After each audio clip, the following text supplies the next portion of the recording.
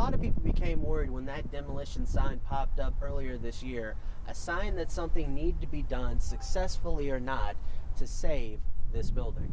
We're less than an hour away from tip of the Tigers game, and make no mistake, Brookhaven has been busy all day long with basketball fans, Tennessee fans coming in to watch them play against UMass. All in all, people enjoying the second day of March Madness. Safety issues are a concern for Memphis companies interested in doing business in Iraq, and Al Hassan says despite the strife over the last decade in the country, businesses do not need to worry. Minutes before Commissioner Silver announced that Sterling was banned for life, Robert Parrish said that basketball can bring people together, and Memphis is a prime example of it. Students can register and live here in Box City, and the amount they give will determine their living condition. It's the second year the U of M chapter for Habitat for Humanity has done this event, where they raised nearly $1,000. It's no rest for Fincher. He and Reagan are heading to Jackson, where Fincher will make his re-election campaign official in the 8th Congressional District. Reporting in Collierville, Stuart Settles, Fox 13 News. Also today, the Redbirds got their first recall of the season as Eric Fonataro and R.A. Rondon get the call up from St. Louis after Joe Kelly was placed on the 15-day DL. At AutoZone Park, Stuart Settles, Fox 13 Sports. For Memphis drivers this afternoon, the remnants of last night's ice storm seem to be found nowhere along the roads. Other than the occasional slush spot in the median, all the precip disappeared due to high enough temperatures and car runover. The ice was still prevalent on tree limbs, some of which fell often in Midtown. For kids, it was a day full of fun, and for parents, it was a day full of scraping. But for residents of northern Shelby County, it was a different story. This is Lockwood Road between Fraser and Millington, and this road completely covered with a combination of freezing rain, sleet, and snow. It's caused these power lines to come down, close the road between here and the Shelby Forest General Store, just yards away from us, and you can hear the cracking sound of these trees, a sign that this ice storm means business. Rough. About as fast as the rain was coming down in Memphis, the sleet was coming down here.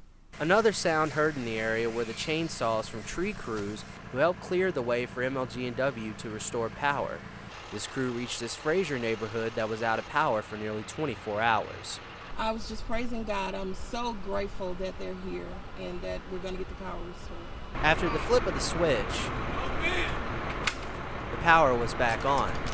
Many crews like this will be working across the county the next few days, fixing up the area after another ice storm to remember. In Memphis, Stuart Settles, Fox 13 News. For over a decade, the late Silky Sullivan let members of the Alchemia Shrine Temple raise money in front of his Bill Street bar. Tonight it was their turn to honor him at his front door. The Shriners unveiled a plaque in front of Silky O'Sullivan's where the group raised $1 million over the last 11 years. Silky's widow, Jo Ellen, accepted the reward.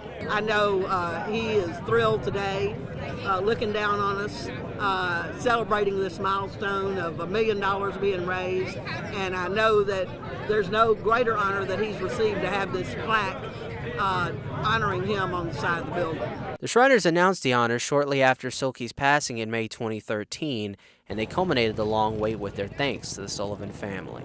He believed in this fraternity and this great organization that we're a part of, and supported it just hands down all the time. The high money mark is credited to their annual giveaway of raffle tickets. The prize, a motorcycle with 445 horsepower, nicknamed Boss Hoss. The $10 raffle tickets are for the chance to win this motorcycle, one of the few that offers a car engine, and all of this money goes to the Shriner Hospital in St. Louis. Raffles like this make the Memphis Shriners chapter one of the biggest supporters of the hospital for children, an impact that hospital director Terry Andrews finds amazing.